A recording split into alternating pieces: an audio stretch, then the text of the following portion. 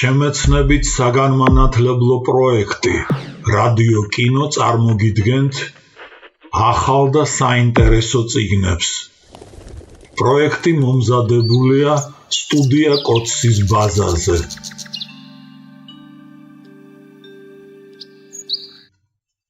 ნოდარ მაჭარაშვილი, ქეიფი სოლოლაკში, პეტერბურგი, улица на Фонтанке. კოტე და მისი ბავშვობის მეგობარი პოლკოვნიკი ხრამოვი არყით გალეშილები და ხელი-ხელ გადახვეულნი ბარბაცით მიიწევდნენ მესამე სადარბაზოსაკენ, სადაც აფხაზი ბინათ იდგა და მოახლესთან ერთად ცხოვრობდა. Да ты пьян до смерти. Да ну, а ты трезвый? Китха котем. Я да. Чёртов лгун. Ну хорошо, шагом марш домой. Завтра похмелимся где-нибудь. Давай, полковник. Честиауго ფეხზე ძლივს დგომმა აფხაზმა ძმაკაც. სადარბაზოს კიბე ფეხარეულმა კოტემ ლამის ფორთხვით აიარა. კარი ღია დახვდა. ლალი, კარი ღია დაგრჩენია. ხმა არავინ გასცა. მართალია ბინა დიდი იყო, მაგრამ სულ 3 ოთახისაგან შედგებოდა. და მოახლის სიჩუმემ დაძაბა შერვაშიძე. კაბურიდან ნაგანი ამოიღო და საძინებელში შევიდა.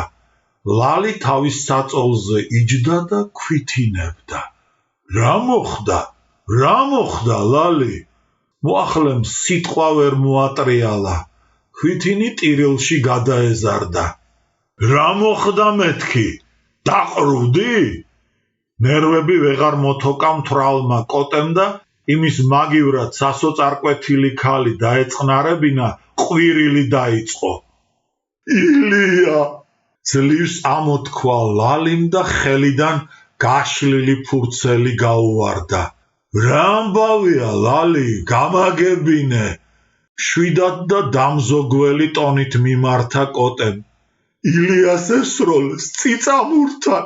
შერვაშიძეს აღარ წონასწორობა დაუკარგავს, არც ცრემლი გადმოსცვენია, არც თავში წაუშენია ხელები.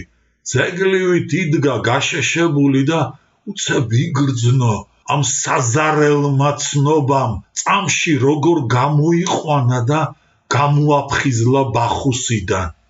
მერე სარკესთან მივიდა და არც ჩაუხედავს ისე დაარტყა წიხლი. ნამსხვრევები ოთახში მიმოიფანტა. აღარც უკითხავს თუ გადარჩაო. ისედაც ცხადზე ცხადი იყო ყველაფერი. ილია მოკლეს. სამზარეულოში გავიდა და წუხარებისაგან ენაჩავარდნილ მოახლეს წყალი მოუტანა. მერეღა დაიხარა, ძირს დაგდებული წერილი აიღო და წაიკითხა. ჩემო საყვარელო კოტიკო, ჩემო ბიჭო, ბიძაშენი მოკლეს. არც კი ვიცი რა მოგწერო. გონება დაბინდული მაქვს, აზრი წართმეული, მთელი ქვეყანა გლოვობს. ჩემო ოქრო, მინდა გთხოვო დაუყოვნებლივ ჩამოხვიდე. თუ გამოტირებას ვერ ჩამოუსწარ, საფლავზედ მაინც ახვალ. შენიყავი მაგის იმედი. სანამ ეს უბედურება შეგვემთხვეოდა, კარდენახში შევიკრიბენით და შენზეც მსჯელობდით. საადგილ მამულო ბანკი უნდა ჩავაბაროო, იჩემებდა. ხომ იცი, რა რიგ მნიშვნელოვანი იყო ეს საქმე მისთვის. შენ უნდა მიხედო და შენ უნდა იკისრო ეს საპასუხისმგებლო ტვირთი. ძალიან ბევრს კოცნი, ჩემო საამაყო ვაჟო. გელოდებით თბილისში. ნინო ჭავჭავაძე. რას აპირებთ, ბატონო? ჰკითხა ლალიმ, როდესაც თავადმა წერილის კითხვა დაასრულა. ბიძაჩემი ბატონყმობის დიდი მომხრე არასოდეს ყოფილა. ნელა დაიწყო კოტემ თან საწოლთან მივიდა და მოსულიერებულ მოახლეს გვერდზე ჩამოუჯდა. ცოტა ხანს დუმდა. მერე თავი ხელში აიყვანა და განაგრძო. რაც ბატონყმობა გაუქმდა. გაღარიბებულმა თავადებმა სომხებისთვის მამულების მიყიდვას მიჰყვეს ხელი. ლამის გადაშენების პირას მიიყვანეს ქვეყანა. კოტე ისევ დადუმდა და თვალი კარგახანს დამტრეული სარკის ჩარჩოზე შეაჩერა. მაშინ იყო ილიამ რომ საადგილმამულო ბანკი დააარსა. გაკოტრებულ თავადებს მიწის დაგირავება და შემდგომ გამოსყიდვა შეაძლებინა. ამით იხსნა სამშობლო ქართველთა გაღატაკება გადასახლებისაგან. შერვაშიძე საწოლიდან წამოდგა და ფანჯარასთან მივიდა. პეტერბურგის ღამე თეთრად ანათებდა ყავისფერ ნევას და დინარიდან არეკლილი შუქი თვარეს წვდებოდა. თბილისში მივდივართ, თქვა და ლალისკენ შეტრიალდა. სოლოლაკში კოჯრის ქუჩაზე ცხოვრობდა კოტე, ამიტომ დუქანი ნარიყავლას გადასახვევთან ძალიან საყვარელი ადგილი იყო მისთვის. უკვე კარგად შეთვრნენ სუფრაზე მსხდომნი, წვიმამ ისევ დასხო და მაისის სიგრილე სუსხიან სიცივედ გადაიქცა. გარეთ სადარაჯოდ დაყუდებული ვახო ლოსაბერიძის გუშაგები გაილუმპნენ, მაგრამ კრემლის ჭიშკართან გაჯგიმული ჯარისკაცების მსგავსად ადგილიდან ფეხს არ იცვლიდნენ. მედუქნე თედო სტუმრებს ღვინო მოეკიდათ და სუფრა ოდნავ გახალისდა. თუმცა ეს გახალისება მაინც ნაძალადებს გავდა, რაც მეტად უცნაურ შესახედავს ხდიდა ნადიმს. ერთი სადღეგრძელო მეც მათქმევინეთ. ითხოვა სიტყვა მიშა ზანდუკელმა. თქვი მერე ვინ დაგიშალა? აიჩეჩა მხრები დიმიტრი ჩრდილელმა.